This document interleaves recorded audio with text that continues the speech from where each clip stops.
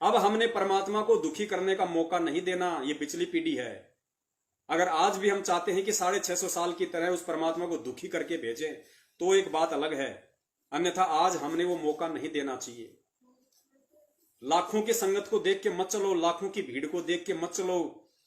अगर एक आत्मा भी इस ज्ञान को समझ के सतलोक जाने के लिए तैयार हो जाए तो परमात्मा प्रसन्न हो जाते हैं, खुश हो जाते हैं परमात्मा, और उनका इस काल लोक में आके कष्ट उठाने का जो प्रयोजन होता है, गुरुजी कहते हैं वो सफल हो जाता है। अगर एक आत्मा भी जाने के लिए इस ज्ञान को समझ के तैयार हो जाती है तो। जबकि वर्तमान में तो पुण्यात्माओं हम हजारों ने, लाखों ने तैयार होना है, लाखों ने अपने परमपिता परमेश्वर को गदगद कर देना है। ध्यान से सुनिए आगे गुरुदेव क्या आदेशित कर रहे हैं। अब कलयुग में इसलिए परमात्मा ने कहा था कि मैं अपने बच्चों को कलयुग में संभालूंगा, कि कलयुग में पिछले तो पुण्य आपके पास रहेंगे नहीं, प्रारब्ध में बहुत कम पुण्य आएंगे तुम्हारे हिस्से में, और दुख होंगे गणे। और जो पूजाएं तुम उस समय कलयुग में आप कर रहे होगे, जो काल के द्वारा भ्रमित, कोई देवता की, कोई भैरव की, कोई भूत की, कोई पितर की, या काल के द्वारा भेजे गए नकली संतों की, ये 10-12 संत पंथ बना रखे हैं, 15-16 पंथ है, और भी ये नए नए पंथ चल गए, इनमें भी आप पूजा कर रहे होगे तो भी आपको लाभ नहीं होगा, क्योंकि आपके पिछले संस्कार नहीं हैं। तो उस समय परमेश्वर ने कहा था कि तो काल ने ये कहा था कि कलयुग में इनको ऐसा कर दूंगा, ये भक्ति के योग नहीं रहेंगे, शराबी, कवाबी, स्वार्थी, निर्लज, ऐसी पिक्चरें बना दी। देखते आप देख लो पश्चिमी देशों में नग्न नाच हो रहा है, सरेआम घूम रहे हैं जैसे पशु घूमया करे, नंगे, कोई कुर्ते के छोटे छोटे कपड़े पहनकर बहन बेटियां भी सरेआम ऐसे घूम रही है। तो ऐसी निर्लज्जता कर दे। अब ये हमारे समाज में भी घर करने लगी। पहले ओठों पर लिपस्टिक, ये नाखून पॉलिश, और उस तरह के लटक मटक, ये पाउडर चटक मटक, ये कोई बहन बेटी हमने करती नहीं देखी। ऐसी वो वैसा ही किया करती थी, उनको घटिया औरतें माना करते थे। परमेश्वर हमें निर्देशित कर रहे हैं सत्संग के माध्यम से, होठों पे लिपस्टिक लगाना, अन्य किसी प्रकार की कोई क्रीम लगाना अपने सांवले कलर को छुपाने के लिए, छोटे छोटे कपड़े पहनना। और आजकल जो देखती हो, आजकल आप देख रहे हो समाज में जो एक प्रचलन चल रहा है, जो हमारी माता बहनें होती हैं, जो बूढ़ी बूढ़ी है, वो भी एक ऐसी वो टाइटी सी पहनती हैं, बिल्कुल एक मतलब पैरों से जो बिल्कुल चिपा हुआ जो होता है कपड़ा, जिसको लेगिंग बोलते हैं, लेगिंग बिल्कुल टाइट, और वो भी इतना पारदर्शी। पुण्यात्माओं, हमारी जो माता बहनें हैं, हम लोग जगत की श्रेणी से दूर हैं।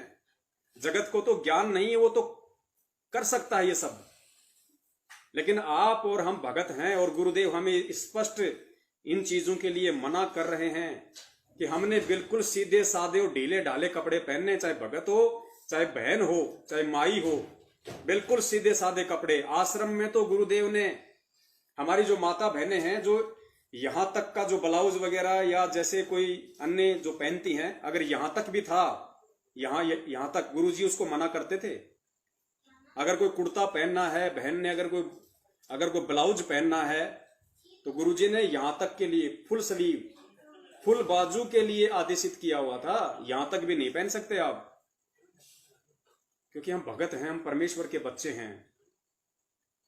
हम अगर इस प्रकार से टाइट कपड़े पहनेंगे, हमारे शरीर के प्रत्येक अंग दिखाई देंगे, तो पुण्यात्माओं ठीक है, हमारे अंदर तो कोई दोष नहीं है, लेकिन हमारे चलते सामने वाले में कितना ज्यादा दोष पैदा हो रहा है। सामने वाला तो भगत नहीं है ना, उसके मन में तो आपने उथल पुथल शुरू कर दी ना, तो उसका दोषी कौन है? सामने वाले के अंदर जो ऐसे कुविचार आपको देख के, आपके पहनावे को देख के, आपके वस्त्रों को देख के जो उत्पन्न हुए हैं, उनके लिए कौन दोषी है? उन्होंने आपसे प्रेरणा ली है। आपके छोटे छोटे जो कपड़े हैं, जो पारदर्शी हैं, जिनमें स्पष्ट रूप से अंग दिखाई देते हैं, जो टाइटी है, जो लेगिंग है, उन चीजों को देख के सामने वाले में जो कुप्रेरणा होती है, जो कुविचार होते हैं, वो किसके कारण आ रहे हैं? हमारे पहनावे के चलते।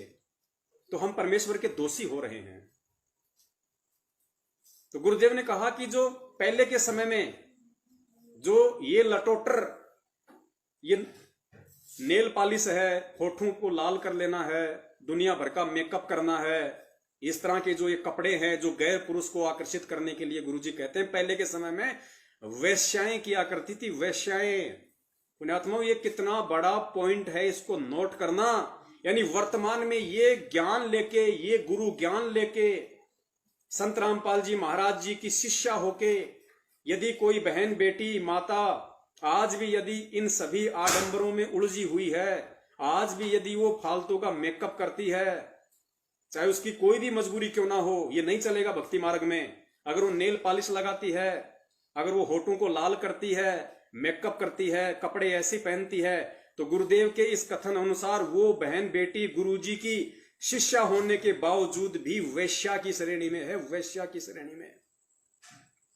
गुरुजी आपको स्पष्ट नहीं कहेंगे आपकी आत्मा दुखाने के लिए, लेकिन संकेत गुरुजी ने कर दिया कि पहले के समय में गैर पुरुषों को रिझाने के लिए ऐसे जो आडंबर थे वो वैश्याएं किया करती थी। तो आज जो करेगा वो कौन होगी? और गुरु की शरण में आने के बाद जो करेगा वो तो वैश्या से भी ऊपर की कैटेगरी की होगी। तो माता बहनों से मेरा निवेदन है, हमने परमेश्वर को प्रसन्न करना है। पुण्यात्माओं, आज के बाद में हमने ये लटोटर अपने जीवन से निकाल फेंकने होंगे। बिल्कुल एक एक वचन पे चलने का समय आ गया है आज वर्तमान में, गुरुदेव के एक एक वचन पे। क्योंकि आज से पहले भले आपको इन सब बातों का नहीं पता था कि सोने में काल का प्रवेश है, सोना पहनना भी नहीं है, सोना घर में भी नहीं रखना है। जो माता बहनें नेल पॉलिश लगाती हैं, होठों को लाल करती हैं, मेकअप करती हैं, उन्हें हो सकता है आज से पहले नहीं पता था, इसलिए आपका बचाव हो रहा था। लेकिन आज आपको इस वीडियो के माध्यम से, गुरुजी के सत्संगों के आधार से आपको बताया जा रहा है, आपको परमात्मा के विधान से परिचित करवाया जा रहा है। इसके बाद भी यदि आप गलती करोगी तो पुण्यात्माओं फिर परमात्मा कहते हैं कि जान बूझ सांची तजय और करे झूठे से ने, ताकि संगति हे प्रभु शौपन में भी ना दे। फिर उस आत्मा की रक्षा परमात्मा नहीं करेगा। सुनिए ध्यान से। लिपस्टिक ये कर दे, अब ये हमारे समाज में भी घर करने लगी। पहले ओठों पर लिपस्टिक, ये नाखून पॉलिश और उस तरह के लटक मटक, ये पाउडर चटक मटक, ये कोई बहन बेटी हमने करती नहीं देखी। ऐसी वो वैसा ही किया करती थी, उनको घटिया औरतें माना करते थे, घटिया औरतें। और आज देख लो, जब कोई भी पीछे नहीं रही बहन बेटियां। इसी बूंदी पॉलिश लाऊंगी, पूरे नौ न लाल कर लेंगी, मुंह इसा बूंदा लाल, देखते बूंदा शक्ल भी ना अच्छी लगे। तो इस तरह की ड्रामाबाजी इस काल ने करवा दी, हमें निर्लज बना दिया। और सरेआम डांस करती हैं ब्याह शादी में, बेटियां नाचे, उड़े बाप नाचे, उड़े बेटी नाचे, उड़े माँ नाचे। अरे थरा गजब, ये वैसा ही नाचा करती थी कि तो बंद कोठियों को। देखो पुण्यात्माओं, गुरुजी क्या कह रहे हैं। अगर आज भी हमारी कोई माता बहन गुरुदेव से उपदेश लेने के बाद में अगर किसी प्रोग्राम में, फंक्शन में फालतू के लटोटर करती है, फालतू के ये दिखावे करती है, मेकअप करती है, डांस करती है, तो गुरुदेव कहते हैं वो तो वैश्याएं किया करती थी, वैश्याएं। सोचिए आप अपने गुरुदेव को प्रसन्न कर रहे हैं या दुखी कर रहे हैं।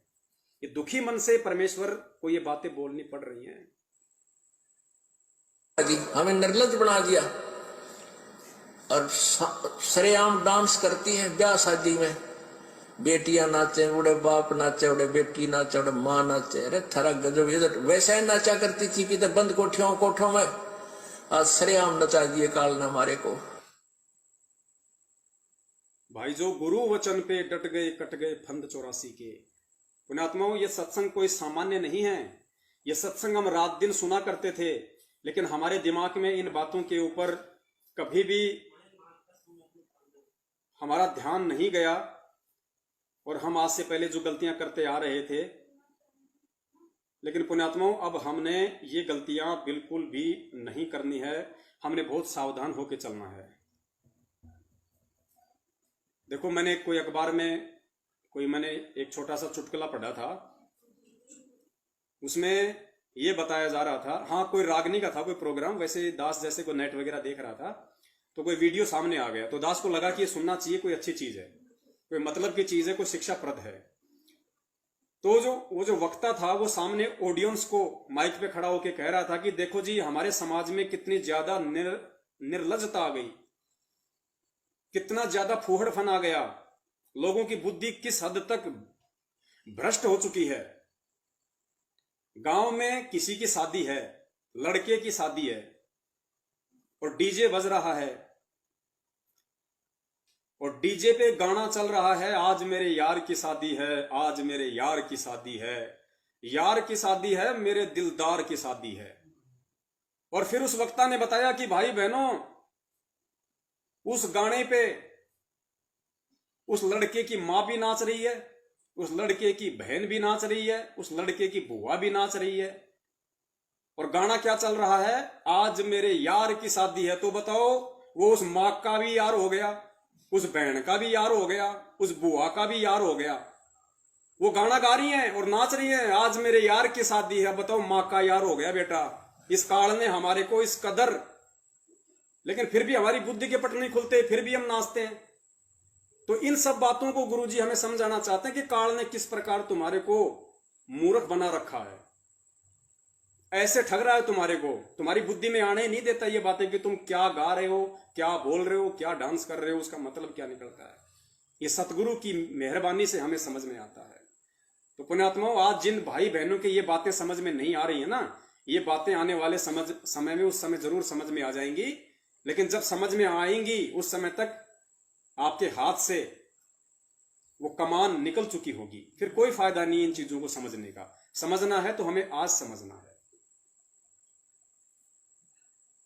और हमें शर्म आ जानी चाहिए। पुण्यात्माओं, हमें शर्म आ जानी चाहिए। इस 21वीं सदी में, पिछली पीढ़ी में शिक्षित होके, परमपिता परमेश्वर सतगुरु कबीर साहेब जी के शिष्य होके और ये अनमोल तत्व ज्ञान लेके, पुण्यात्माओं, आज हमने आगे का वीडियो देख के आज हमने शर्म आ जानी चाहिए। शर्म, यदि आज भी हम सोने को धारण कर रहे हैं तो, आज भी यदि हम सोने चांदी के या आर्टिफिशियल आभूषण किसी भी तरह से, चाहे मान बढ़ाई के लिए, चाहे दिखावे के लिए, चाहे शर्म से अगर हम धारण कर रहे हैं तो हमें शर्म आ जानी चाहिए। अगर हम भगत हैं तो हमें डूब के मर जाना चाहिए।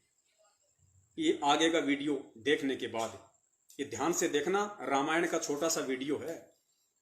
जब लंका से विजय प्राप्त करके रामचंद्र जी आ गए और विभीषण जी, क्योंकि विभीषण को राजा बना दिया था, तो विभीषण जी श्री रामचंद्र जी का धन्यवाद करने के लिए एक मोतियों की माला लेके आए, बहुत कीमती, और रामचंद्र जी को भेंट करनी चाहिए। तो रामचंद्र जी ने कहा कि देखिए, ये जो गहने होते हैं ये स्त्रियों के शरीर के ऊपर अच्छे लगते हैं, तो तुम सीता जी को दे दो। अब देखो पुण्यात्माओं, कितनी बड़ी बात है। हमने यहां पे समझना चाहिए कि गुरुदेव बार बार क्यों बोलते हैं कि भगवान श्री रामचंद्र जी को भी तत्व ज्ञान नहीं था, विष्णु जी को भी तत्व ज्ञान नहीं है। हमारे गुरुदेव कह रहे हैं कि सोने में काल का वास है, धन में रजोगुण का वास है, सोना नहीं पहनना चाहिए। और रामचंद्र जी कह रहे हैं विभीषण को कि गहने तो औरतों के शरीर पे अच्छे लगते हैं। तो सोचिए, रात दिन का डिफरेंस हो गया, रात दिन का। राम राम सब जगत बखाने, आदि राम कोई बिरला जाने। तो यहां का जो राम है, जो श्री राम है, दशरथ पुत्र है, वो तो गफलत में जी रहा है। और वो आदि राम जो आज सतगुरु रूप में आके, संत रामपाल जी के रूप में आके देश और दुनिया को संदेशा दे रहा है। तो सीता जी ने भी उसको देखा थोड़ी देर, और देखने के बाद कहा कि इसका हकदार वो है जो श्री राम का परम भगत है, जिसने सबसे ज्यादा सेवा की है। और वो मोतियों की माला हनुमान जी के हाथ में दे दी जाती है। और पुण्यात्माओं, उसके बाद में आप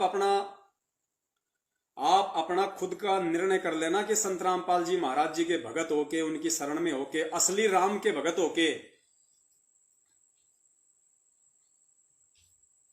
आज आप हनुमान जी की तुलना में कहां हो। वीडियो साथ साथ सुनिए, परमात्मा दया करेंगे, दास साथ साथ विश्लेषण करता रहेगा। हे वीर शिरोमणि श्री राम, ये मेरा परम सौभाग्य है कि आज इस शुभ अवसर पर मैं यहां उपस्थित हूं।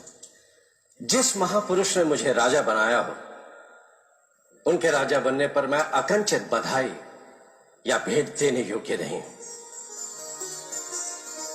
प्रभु, देने के लिए मेरे पास केवल शुभकामनाएं हैं, परंतु बदले में मैं आपसे केवल एक वस्तु मांगना चाहता हूं। मांगिए मित्र, जो इच्छा हो निसंकोच मांगिए। प्रभु, मुझे बस आपका आशीर्वाद चाहिए।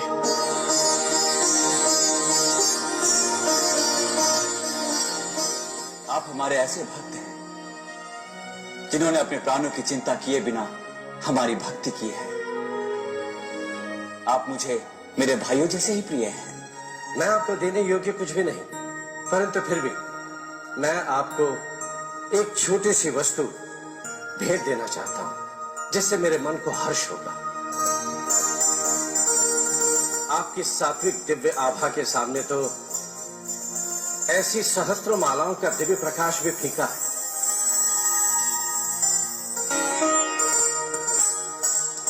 लंकापति विभीषण, हमें आपकी ये भेंट सहर्ष स्वीकार है। लंकापति विभीषण इस माला को रघुनंदन श्री राम के लिए लेकर आए थे, इसीलिए मैं इस माला को उस व्यक्ति को देना चाहूंगी जिन्होंने रघुनंदन श्री राम की सबसे अधिक भक्ति और सेवा की हो।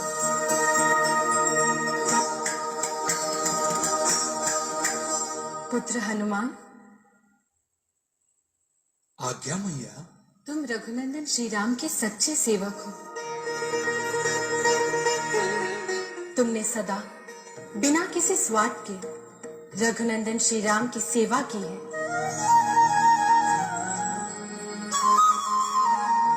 इस दिव्य माला के सच्चे अधिकारी तुम हो। इसे ग्रहण करो।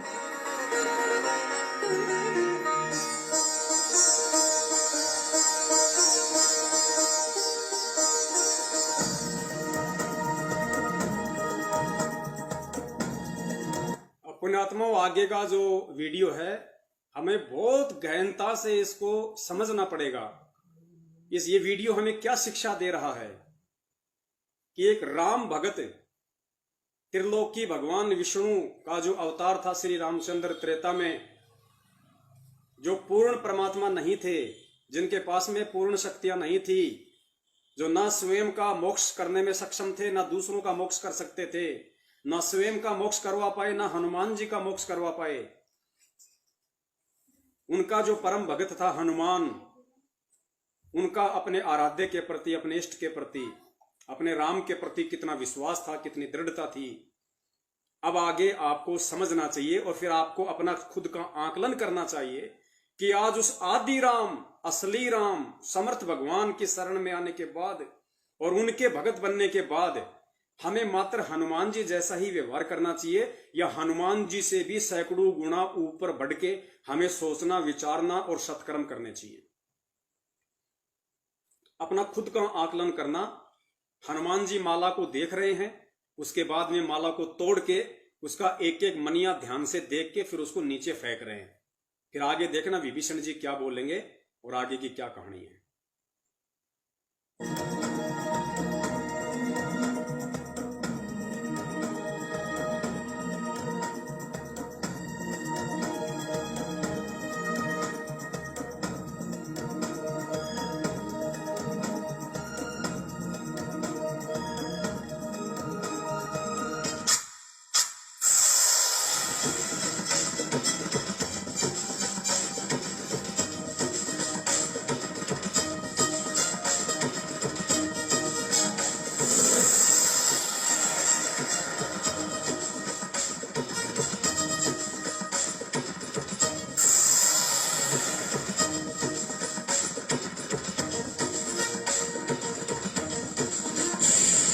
बजरंगबली, ये क्या कर रहे हैं? ये क्या कर रहे हैं? ये क्या कर रहे हैं? ये क्या कर रहे हैं? इतनी दिव्य माला जो स्वयं माता जानकी ने आपको भेंट स्वरूप दी थी, उसे तोड़ मरोड़ कर आपने फेंक क्यों दी? क्योंकि ये माला पत्थर के टुकड़ों से बढ़कर कुछ भी नहीं है। क्या? आज हमारी जो माता बहनें ये सोना पहनती हैं, इस सोने की कीमत विभीषण के द्वारा जो माला भेंट की गई थी सीता जी को और सीता ने फिर हनुमान जी को दी। उस माला की कीमत के आगे पुण्यात्माओं आज का जो सोना है वो तो ऊंट के मुंह में जीरे के बराबर अपनी कीमत रखता है। और उस माला, उस दिव्य माला के साथ हनुमान जी ने क्या सलूक किया, तोड़ तोड़ के फेंक दिया। और विभीषण जी को इस बात पे बड़ा गुस्सा आया कि मैंने इतनी बड़ी अद्भुत और दिव्य माला, इतना अनमोल रत्न मैंने माता जी को दिया, माता ने आपको दिया और आप उसको तोड़ तोड़ के फेंक रहे हैं। भगत ने क्या जवाब दिया? पुण्यात्माओं ध्यान से सुनना और फिर विचार करना कि क्या हम सोना पहनने के लायक हैं? क्या हम वास्तव में भगत हैं? उस आदि राम कबीर परमेश्वर की शरण में आने के बाद भी जिसकी भक्ति स्वयं श्री रामचंद्र जी को भी नसीब नहीं हुई, क्या हम उसके भगत कहलाने के लायक हैं? क्या हम हनुमान जी के भी चरणों की धूल के बराबर हैं? ध्यान से सुनना, फिर आगे परमात्मा विश्लेषण करवाएंगे। कर कुछ भी नहीं है। क्या? क्यों दी? क्योंकि ये माला पत्थर के टुकड़ों से बढ़कर कुछ भी नहीं है। क्या? पत्थर के टुकड़े? ऐसे अमूल्य रत्न आपको पत्थर के टुकड़े लगते हैं बजरंगबली? अमूल्य रत्न? मैंने तो इन्हें बड़े ध्यान से देखा, परंतु मुझे इनमें से किसी में भी मेरे आराध्य प्रभु श्री राम और सीता मैया दिखाई नहीं दी। हनुमान जी ने कहा कि मेरे लिए तो ये पत्थर के टुकड़े हैं, क्योंकि मैंने बड़े ध्यान से देखा, इनमें से किसी भी मणिये के अंदर मुझे मेरे आराध्य भगवान श्री राम और जानकी माता के दर्शन नहीं हुए। और जबकि पुण्यात्माओं गुरु जी तो खुद आपको बता रहे हैं अपने मुख कमल से कि काल के अंदर सोने का वास है, इसको तो घर में भी नहीं रखना चाहिए। इसमें तो काल का दर्शन हो रहा है, इसमें काल का वास है। सुनिए वीडियो और विचार करना आज रात को। और सीता मैया दिखाई नहीं दी।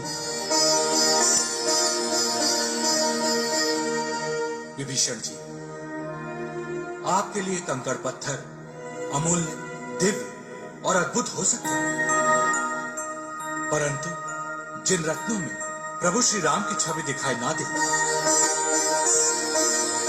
मेरे लिए वे रत्न साधारण पत्थर के टुकड़ों से बढ़कर और कुछ भी नहीं है।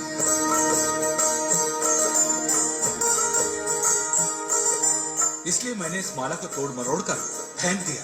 तो आपके कहने का तात्पर्य यह है कि इस संसार में वो सभी वस्तुएं बेकार है जहां प्रभु श्री राम के दर्शन न हो? यही सत्य है। आपको कोई संदेह है क्या? यदि ऐसी बात है बजरंगबली, तो आप जिस शरीर को इतने प्रेम और गर्व से धारण किए हुए हैं, क्या इसमें भी प्रभु श्री राम बसते हैं?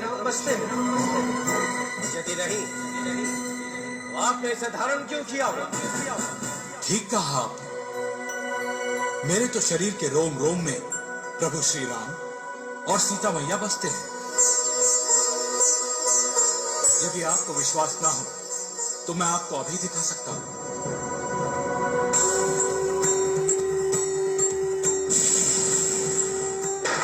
जय श्री राम।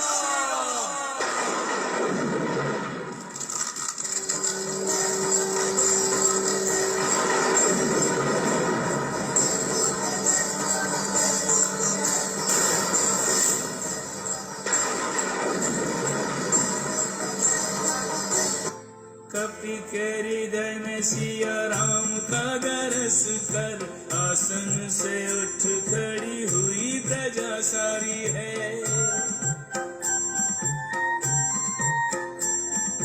कहीं पे किसी ने कभी देखा नहीं इति पूर्व चमत्कार, ये तो अचरजकारी है।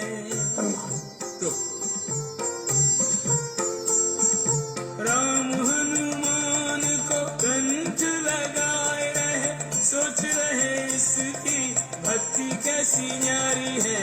धन्य धन्य हनुमान भक्त शिरोमणि, जिसकी भक्ति पे भगवान बलिहारी है। तुम्हारी भक्ति पाकर मैं धन्य हुआ हूं।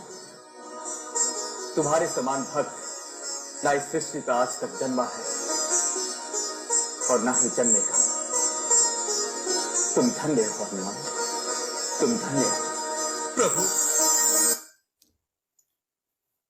तो पुण्यात्मों, श्री रामचंद्र जी हनुमान जी की जो परम भक्ति को देख के राम जी ने श्री हनुमान जी का जो लगाव था, जो श्रद्धा थी, जो भाव थी अपने प्रति देख के, और कहा कि हनुमान, मैं तुम जैसे भक्तों की भक्ति पाके धन्य हुआ। तो पुण्यात्माओं, गुरु आदेश के विपरीत यदि हम ये लटोटर, ये चौंचलेबाजी, ये आडंबर, ये सोने चांदी के गहने, ये आर्टिफिशियल गहने ये पहन के क्या हम उम्मीद करते हैं कि हमारे परमपिता परमेश्वर, वो आदि राम, रामचंद्र का भी राम, हमें ये कहे कि बच्चों तुम जैसे भगत पाकर मैं धन्य हुआ? क्या कहेगा परमात्मा? क्या आप उम्मीद करते हैं कि जब तक आप सोने चांदी के आभूषण पहनते रहेंगे, आप ये आडंबर करते रहेंगे, गुरु मर्यादाओं का हनन करते रहेंगे, तो गुरु जी कहेंगे कि बच्चों तुम्हारे जैसे भगत पाके मैं धन्य हुआ? जिंदगी में नहीं कहेंगे। हमें पुण्यात्माओं भगत बनना पड़ेगा। हमें हनुमान जी को भी आज पीछे छोड़ना पड़ेगा, क्योंकि हम भूल जाते हैं गुरुदेव ने क्या कहा था सत्संग में।